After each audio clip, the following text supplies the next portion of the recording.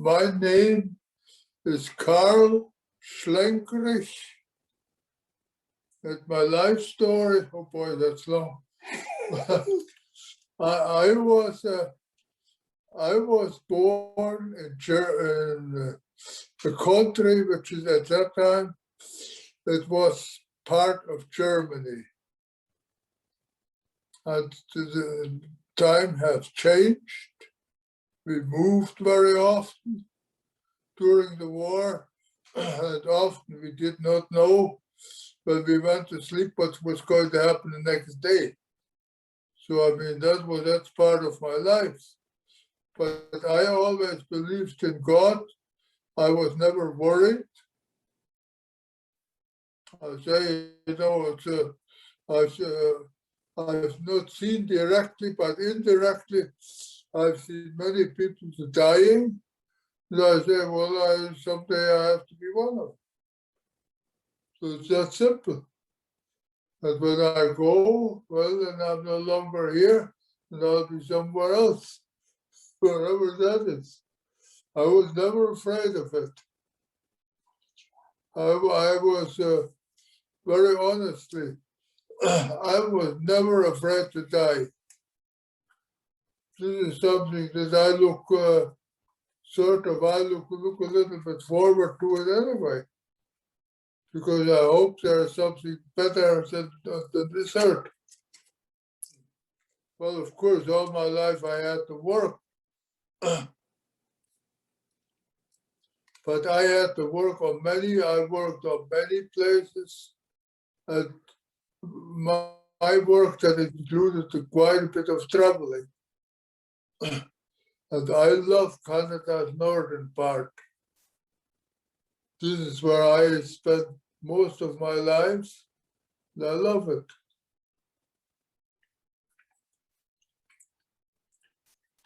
Like if you ever heard of a town that's called Newhouse, that's supposed to be the most northern occupied place. Now, my daughter, she spent quite a long time there. She liked it there. So that's part of my life. I was there too, but I wasn't interested to stay there.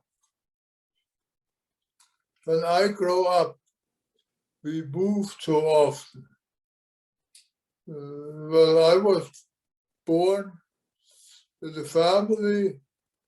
At that time, it was Germany, but that has changed so often. And you know, that changes sometimes. It was changed faster than I can tell you. These things.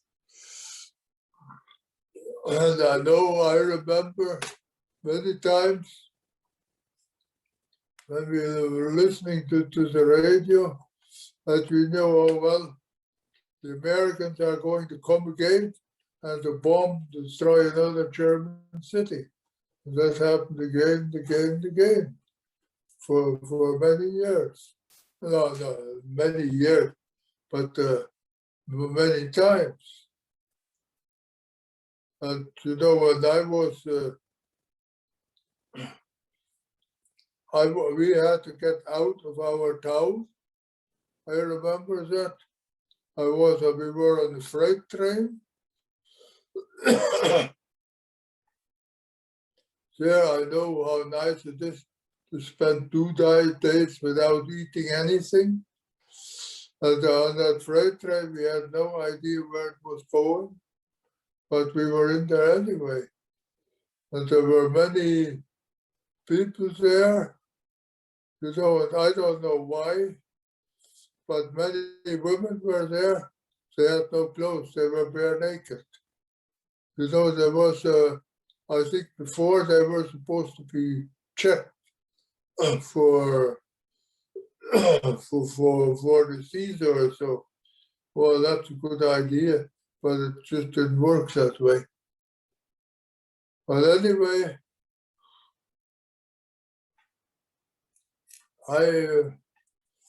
that time was over, and I looked out of the plane's window, and I enjoyed even so I had nothing to eat and so on, but I enjoyed it. This nice scenery that you see looking out the window of a plane, of a train. And of course, later on, I was still very young. We were in a town, we ended up in a town that was a little farm town called, what was the name of that town? I don't even remember the name of that town, but that was all, those were all farmers. And to me, coming from the Sudetenland, I seemed to be a century behind the world. That's how they were still living. And sometimes, I don't know, I tried to tell that one or two Germans there.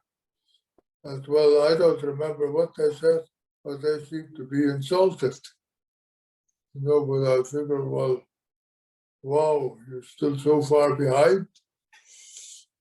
But anyway, that's part of my life. Oh, I moved to Canada. You know, I had relatives in Germany. I was the one who was working and earned money. And they treated me a little bit like a Christmas tree, you know, where there were a lot of goodies on that.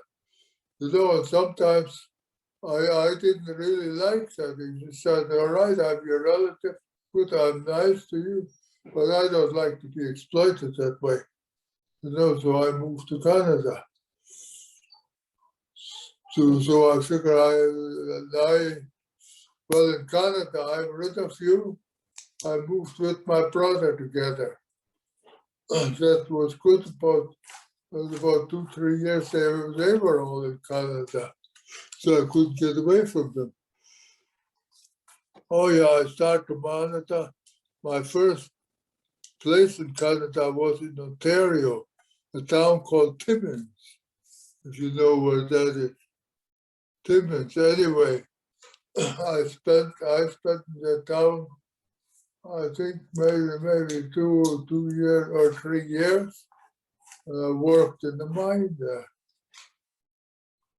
underground, way underground. But you see, the mine, the way they are working, it is reasonably safe. You know that people get hurt or killed, that happens, but not very often. And you know, there was a few times in my life when I sort of was saved at the last second. You see, there was something, I don't know if I can explain it all, but I took my biggest chance at one time when I drove my car across the frozen river, or Peace River, when the ice was floating. Well, I drove it anyway, but I promised I'd never to do that again. So on the way back, was cheaper to hire an airplane. Oh, I moved to Alberta. Oh, let's see how that happened. I remember driving the wonderful trip. If you drive from Lethbridge to Alberta, to drive north, it is a beautiful scenery, and I enjoyed some beautiful driving experiences. So I remember at one time, I like to look at other people. There was a family, there was a few people, they came from Africa to Canada.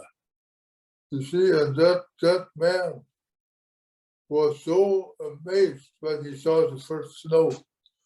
That's something he had never seen before. You know, he was so excited. He said that was the nicest thing that he ever saw in his whole life. You know, a field of snow. Well, no, he was here. he saw a lot more of it. That's my life story. Thank you for listening. I don't know what you're going to do with it, but that's it.